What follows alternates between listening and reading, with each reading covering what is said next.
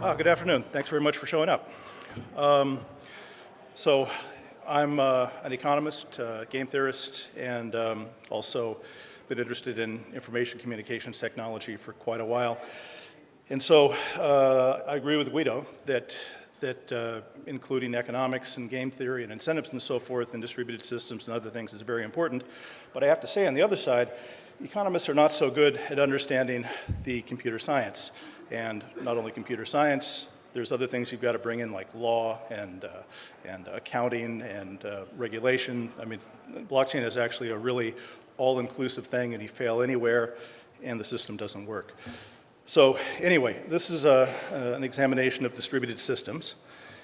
And let's just start with talking about consensus mechanisms and what they're supposed to do.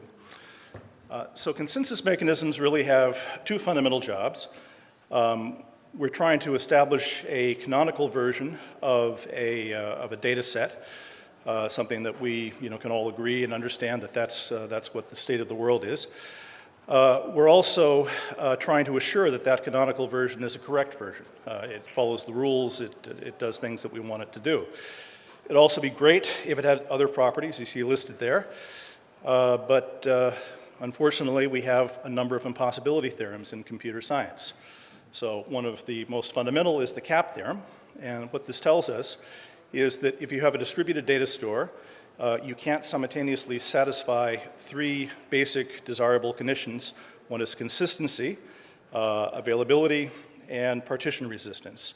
So you can't have a data system in which you can have all of the nodes available and have consistency amongst all the nodes if you want to tolerate the possibility of partitioning. And so if you had all three, it'd be great, because then you would have an honest canonical ledger, and then we could all go home and have a beer and everything would be wonderful. The other fundamental theorem is the FLP theorem. And what this says is that if you have an asynchronous system, you can't have termination and safety. You can't guarantee that you'll get those in finite time if you have a possibility of at least one failed process. So safety is something you certainly want, because, or at least it would seem so, because if components decide on different values, then it's not clear how you'd get a canonical ledger. You don't really know what the truth is going to be. Termination, of course, is important, because otherwise you never decide about anything. There's also another result that sort of works its way into all of these consensus mechanisms. That's the idea of Byzantine Fault Tolerance. And you know the story, I'm sure, of the Byzantine General Lampoport's work and so forth. But Byzantine Fault Tolerance is really something coming from computer science. Oops, did I skip a slide? No, I didn't. Okay. That talks about how much of the system has to be honest, how much of it has to function correctly to achieve the outcomes that you want. And so if you have proof of work, the way that you determine what's canonical is you look for the longest chain. So the longest chain is the one that has the authority in the system. You get immutability, or at least practical immutability, through recursive hashing of the blocks. And this just makes rewrites detectable and very expensive. Honesty, correctness, that's really just decided by the longest chain, which means that at least 50% of the hashing power has to behave according to protocol.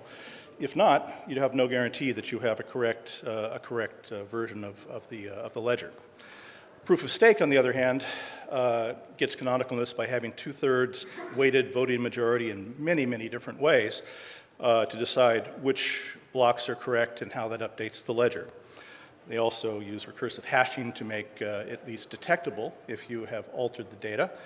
And honesty is obtainable if you have fewer than 1/3 dishonest nodes. All right, so let's think about how good a model Byzantine fault tolerance is for actual real-world security. So there are 3 or 4 mining pools, we all know this, that have the majority of Bitcoin's hashing power. And if you ignore that fact, estimates are that it would cost something like $1 billion to $3 billion for a bad actor to acquire enough computational resources to have a 51% attack. It would be even cheaper to rent those resources. Proof of stake is even cheaper. Smaller chains like Ethereum are even cheaper.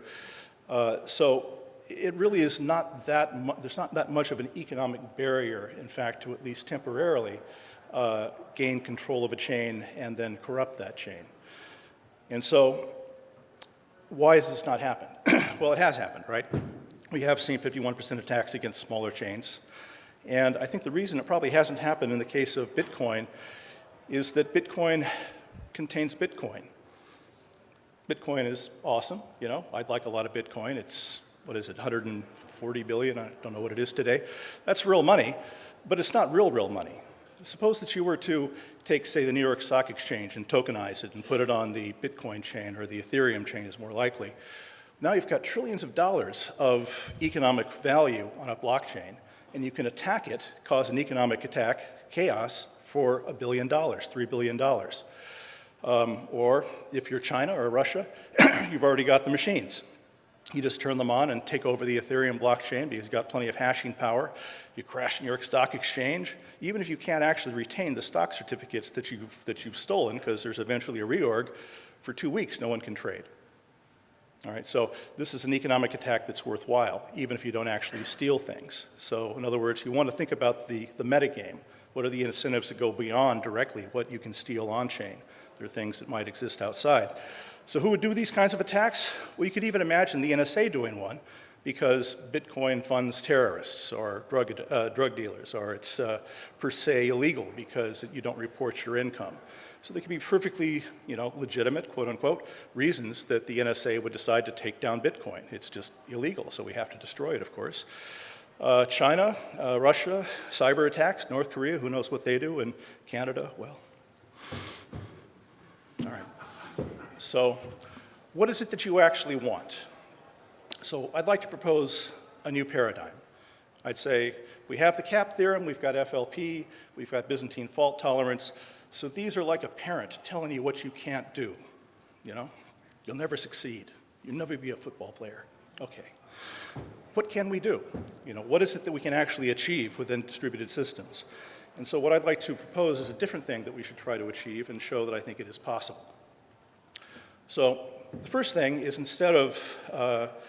is accessibility. So accessibility is different from availability because all it says is that there exists a current correct copy of the ledger upon which any non-partitioned user can transact. Okay, that doesn't say that every node has a copy of the ledger and every node is available. All it says is that there exists at least one that I can access. Well, why do I need more than one? So if you have replicated data, but I can find one correct copy, that should be enough, right? So the goal of having every single node online and telling me what it is, the same data, is actually overkill per se. We have to get more than just being able to find a copy, and that's the rest of it. So the second thing we need is provable honesty. So if I see a version of the ledger, so I have the availability of a ledger version, I should be able to prove to myself that that ledger is correct. All right, well, every well-defined blockchain has that property, right? It's a state transition machine, so it's deterministic. You have the same set of inputs, you get the same set of outputs. So there really should be only one truth. All right, you can not design them well, but every well-designed blockchain has the property that if you have access to the ledger and access to the supporting transactions, you can prove that all the protocols were followed, or prove that they weren't. Okay, so the problem is obviously that you can have separate forks that are correct. If separate forks, maybe in a partition, have looked at different transactions, they could have correctly validated those transactions and updated the ledger, but we now have two mutually inconsistent ledgers, right? So they're correct, but they're not consistent. So the last thing we need is provable canonicalness. Okay, so what this says is that users with access to a ledger and its supporting transactions can prove whether it is canonical in the sense that it is authoritative, and no other version of the ledger and supporting transactions will ever supersede its authority. So if that's what I have, if I have those things, if I can actually look at the data that's internal to a specific ledger and determine that on the basis of that information, it is canonical, that nothing will ever supersede it, and I know that it's honest, and I can see it, I have access to it, what else do I want? That's enough, right? All right, well, let's think about this in the context of proof of work and proof of stake. Well, proof of work ledgers by construction can never be canonical, or they cannot be provably canonical. And the reason is that if we see a ledger, we know its length. We see a chain, a fork, we know its length. But we don't have any idea about the dog that didn't bark. There could be a longer chain out there that we've never seen. Somebody could be hiding blocks. The NSA could have spun up 1 million servers, and they could be writing a longest chain that will eventually orphan the chain that we happen to see publicly. This could happen later. It could be happening now. China could shut the Great Wall and build a chain there that nobody can see, and that might be longer or shorter than the chain that lives outside of China. So what do you do? So by construction, the longest chain is a definition that is externally referential. It's always relative to something else, and that something else, therefore, cannot live on the chain that I'm inspecting. So I can never actually determine canonicalness. Proof of stake has the same problem. The problem with, whoops, low battery. Okay, the problem with proof of stake is that it's possible to double sign. So if I have people that are supposed to validate the transactions and sign the blocks, there's no way to tell if they've only signed one block at a specific height, right? I can look at a chain. I can see here in this fork, they have signed the block. We've got the correct 2/3 majority of voters on this block, but there could be another block that also has a 2/3 majority. So again, the evidence in that particular chain that I have access to doesn't prove to me that they're not double-signed chains someplace else. All right, so I cannot prove canonicalness from the data within the chain. Okay, so then the proposal is that the design objective should be to have a blockchain protocol that satisfies accessibility, provable honesty, and provable canonicalness. All right, so what this means is that every non-partitioned user can transact on a ledger that they know is correct and will never be superseded by another ledger. And I claim that's all you really need from a distributed ledger. Note that this is not precluded by FLP and the CAP theorem, right? Because we're not requiring availability, right? So we're not requiring safety. It's fine if people lie, right? What's important is I can identify it as a lie, right? You can tell me fake news, but if I can identify it as fake news, who cares, right? If you tell me the truth and I can identify that, and I have access to the truth, I can have lots of people saying fake things, but if I can identify the truth and have access to the truth, the fake news doesn't make any difference. I simply ignore it. Okay, so that's the fundamental idea. Okay, so honesty and canonicalness are logically different things, and this is something that's really important in blockchain here, because a ledger supported by a longest chain or endorsed by 2/3 of the voters could simply be a pack of lies,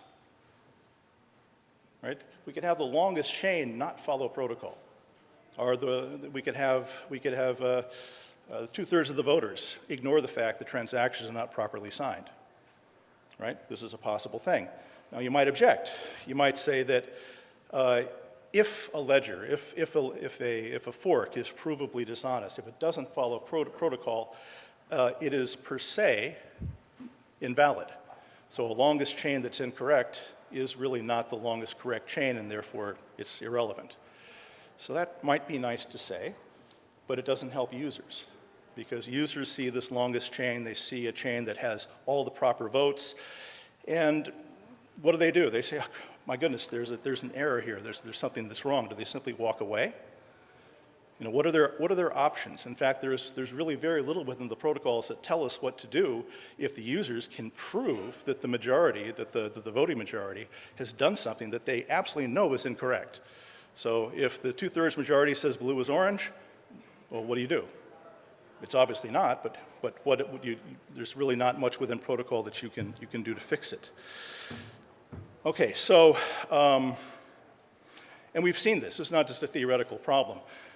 There are errors in Bitcoin that go way back to the beginning. They're minor errors. And, you know, of course, Ethereum didn't follow protocol. They had a hard fork. So we do see the cases where protocol is not followed, where the chain is provably dishonest, and yet we say, it's all right, you get a mulligan. Let's go ahead and do it. Okay, so here's a case going forward.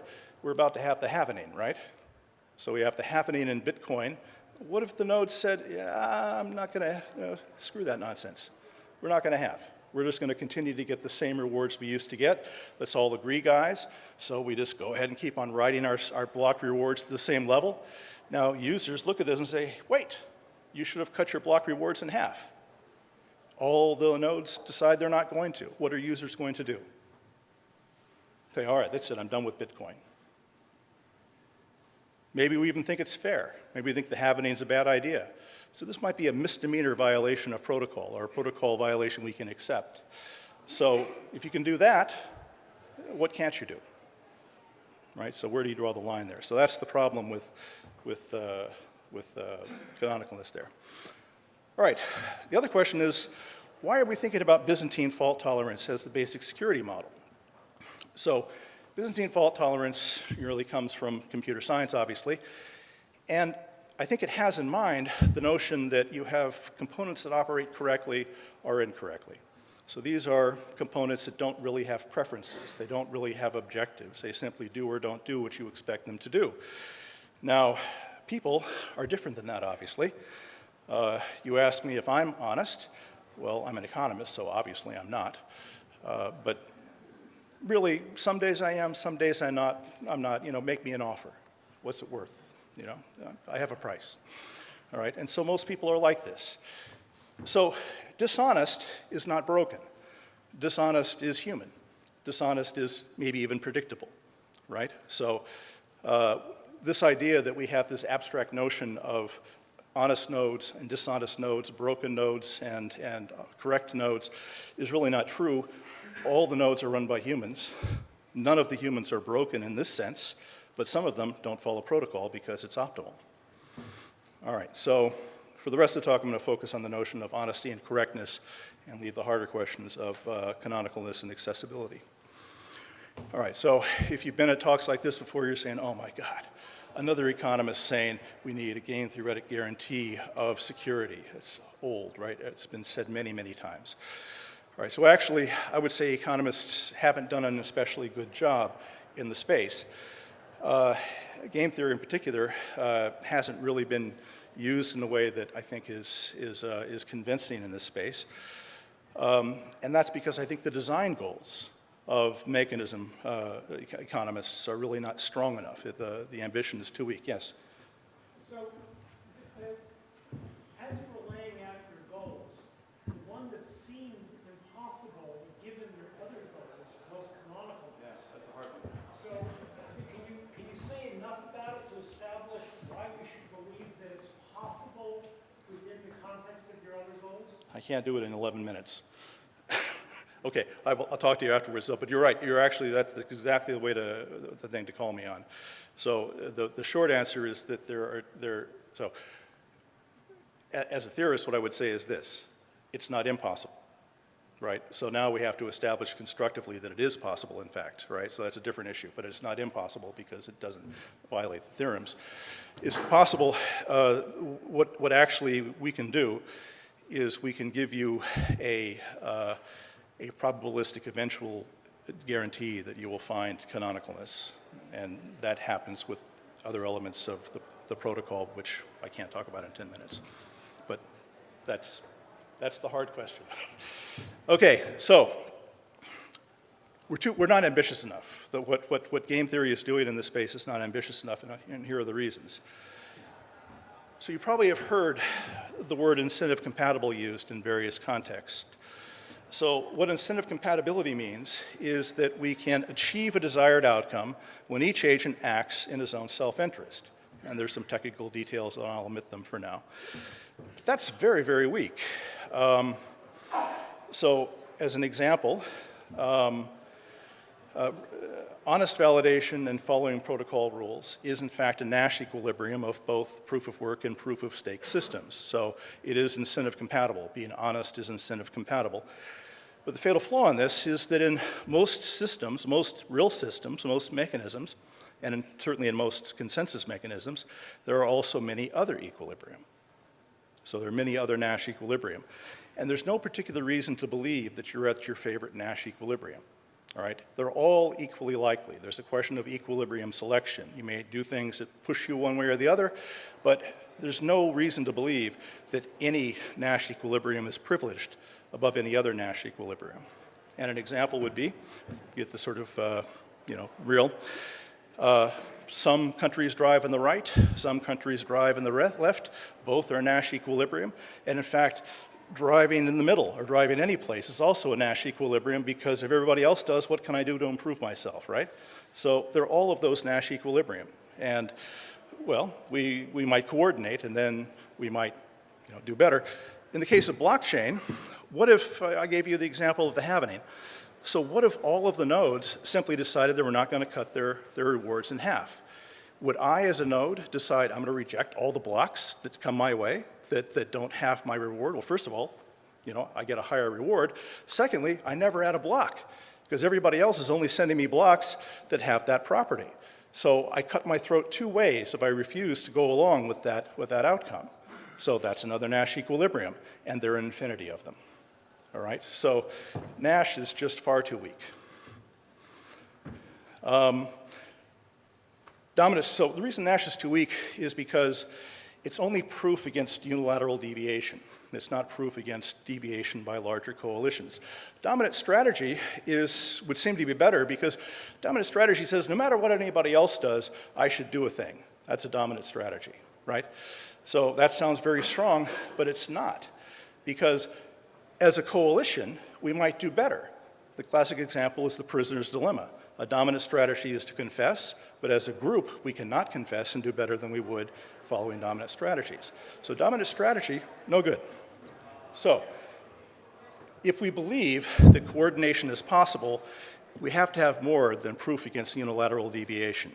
And do you believe it's true in blockchain?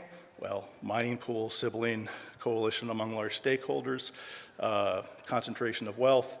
So clearly, collusion is possible and happening all the time in blockchain. Okay, so what do we need from game theory? So we need a mechanism that has two properties. One, that honest following of protocol is the only equilibrium, so it's unique.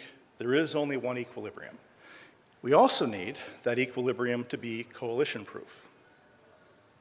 Okay? So coalition-proof equilibrium says that, just simply extends the notion of proof against unilateral deviation to say that there does not exist a coalition, one agent, five agents, the entire coalition, the grand coalition, that can follow any strategy besides honesty that improves their welfare. So there is no coalitional deviation, even by one agent or the grand coalition, that improves the welfare of the agents above following protocol. So that's coalition-proof equilibrium. And formally in economics, we'd say that we want to implement honesty in coalition-proof equilibrium. Implement means unique, and coalition-proof we've just talked about. Okay, so let me give you an example. Here's a possibility. Okay, so here's a constructive idea of how we might do that in blockchain. So it's not about blockchain because it's easier to do it in this context. So let's think about Unanimity Game. And here's how it works. I ask you all, I say, pay me $1 and you can play my game. In the room next door, there's a name written on the blackboard. You go ahead and tell me whatever you think that name happens to be. Write it on a piece of paper, throw it here on the stage. I'll go through all the papers, and if It all says the same thing. Bob happens to be the name. If Bob is the name that everybody writes, you each get $2, we go home, we have a beer. If anybody disagrees, then nobody gets anything, all right? And you lose $1. Okay, so that's a unanimity game. Well, there are many equilibrium here, right? One is we all write Bob. Another is we all write Guido. We get paid, right? It's not the correct answer, but we all get paid. One is I write Bob, you write Guido, you write John, and then it doesn't matter what you do, right? If you guys, no matter what you write, you're not going to generate unanimity, so you may as well write Fred and Frida and whatever you feel like. So discoordination is an equilibrium. Incorrect coordination is an equilibrium. Truthful coordination is an equilibrium. So many equilibrium. So we're not there yet. So let's add an auditing dimension. And this makes sense in the context of blockchain because the chain is public. We can see the data. So in fact, audits are really what blockchain is constructed for. So here's the audit dimension. The audit dimension is that we play the same game, and we add the feature that all agents have to sign the paper that they throw down on the floor, so I know who's making the claim. If they all agree, then fine. They might have written Guido, when in fact the name is Bob, right? But if they all agree, then that's fine. And we're going to add something else. We want to create an incentive to have people lie. In the other game, there was no reason to lie. But let's give an incentive here where if whoever's name is written down unanimously on the paper gets a transfer of $1,000. So we'd actually like to construct a lie. So if we write John, I get the $1,000 and I divide it up amongst you to pay you for writing John instead of Bob, right? Okay, so the game works like this. You go ahead, you write down the name, you sign it, you throw it in the middle. If they all agree, whoever's name is written unanimously gets $1,000 and we go home. If there's one disagreement though, I go to the room and I open the door and I say, aha, it wasn't John, it was Bob, right? So anybody who wrote down the correct name gets to divide a bonus of $1,000. Anybody who wrote the incorrect name gets 0, goes home losing $1, right? All right, so the audit happens as soon as somebody has a disagreement, right? As soon as there's a lack of unanimity, I do an audit, and I reward anybody who has actually written the correct name in the event of an audit with an equal division of $1,000. Okay, so it's a very simple audit game. And what does this do for us? Well, it implements truth-telling in coalition-proof equilibrium. And here's the way to understand that. Suppose that we try to get the grand coalition together and I say, look guys, everybody write down John, I'll get the $1,000, I'll divide it up. Well, Guido, he's an honest guy, doesn't really matter, he's self-interested. So if he happens to write down Bob and all the rest of us write down John, Guido gets $1,000 and we lose $1, right? So I know that one of you guys is gonna break because it's actually in the interest of every single individual and every single coalition to go ahead and say the truth if anybody else lies, right? Because I get to divide $1,000 amongst whatever group is telling the truth. On the other hand, if we all get together and lie, we get 1/nth of $1,000, right? So we can never pay more for the lie than we can incentivize to have people tell the truth. And what that means is that no coalition would ever attempt to get together to support a lie because we know that there would be defections in every case. And that also means we never actually have to run the audits and we never have to pay the $1,000 bonus as a bonus, right? Okay, so that's a simple way of understanding a mechanism. Okay, well, from there, we need to show how this might adapt to blockchain. And so adapting to the blockchain would be to show that any equal or unequal division of the tokens over the grand coalition is somehow blocked by a sufficient coalition of defecting agents telling the truth. So that's the first thing we have to do in the context of a mechanism, a blockchain consensus mechanism. And then secondly, we have to answer the question of how the provability of dishonest in blockchain allows us to enforce proofs even when the majority is not claiming that something is false. Okay, so that's the second thing that we get out of blockchain. And the details about that you can find in this technical paper there. This is a consensus, well, it's a It's a validation protocol called proof of honesty, and this is the basis of the Geek project blockchain, which is blockchain as a service. And so, wow, 11 seconds. Awesome, I did it perfectly. So here's the conclusion. You can't always get what you want. Impossibility theorems tell us that we can't get these things on the top. But if you try hard, you can get what you need. What you need, I claim, is accessibility, provable honesty, and provable canonicalness, and implementation of honest transaction validation and coalition proof equilibrium. So that should be the design goal. And thanks very much.